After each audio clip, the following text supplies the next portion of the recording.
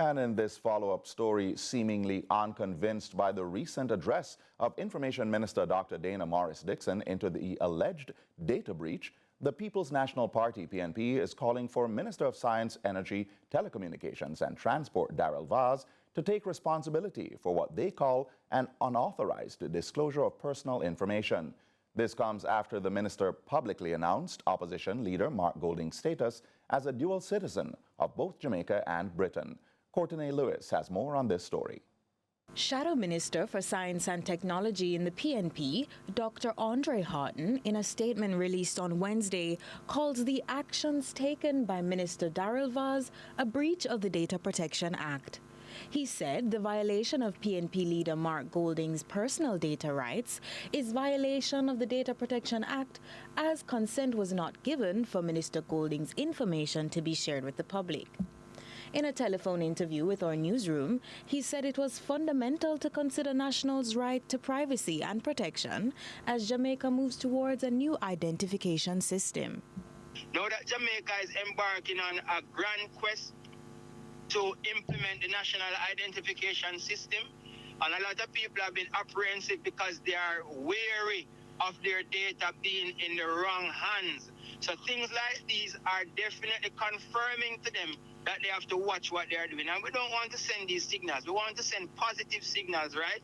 We want to send signals that are indicating that as Jamaicans, when the government has our data, a minister of government, the prime minister, a leader of a government ministry, department or agency cannot just go and fish out your data as they please. And the magnitude of the data would indicate to you that it's not just one ministry, it's many, because the information is too substantial and it is too personal.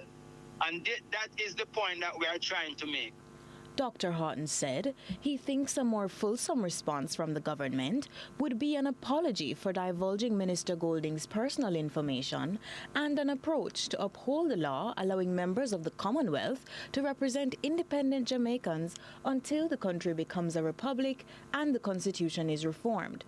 The PNP is further demanding an investigation into the matter. We want the relevant authorities, because given that we have a law, when you violate the law, then we have relevant authorities who are responsible for investigating the violation. And that is what we want to see.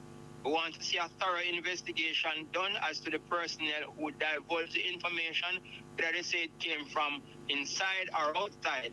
We still want a definitive answer as to what took place and also a resolution so that Jamaicans know that their data, when the government has it, it is going to be safe.